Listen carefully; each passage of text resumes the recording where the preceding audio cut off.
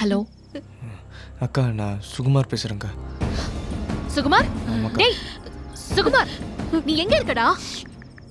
ஏ- ஏன்டா இப்படி பண்ண? நீ எங்க இருக்கேன்னு சொல்லு ஃபர்ஸ்ட், நான் அங்க வரேன்.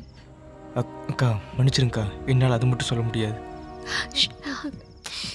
டேய், நீ பண்றது முட்டாள்தனம்டா. நீ எந்த தப்பும் பண்ணல, அப்புறம் எதுக்குடா ஒளியற?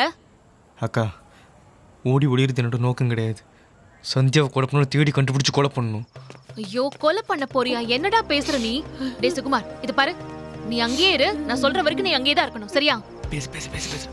இல்லக்கா, சந்தியாவை கொலை பண்ணணும், சாகடிக்காம விட மாட்டேன்.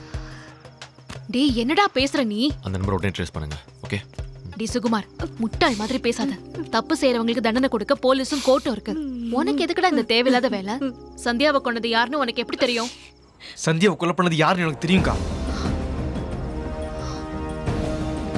டேய் சுகுமார், யாரா அது?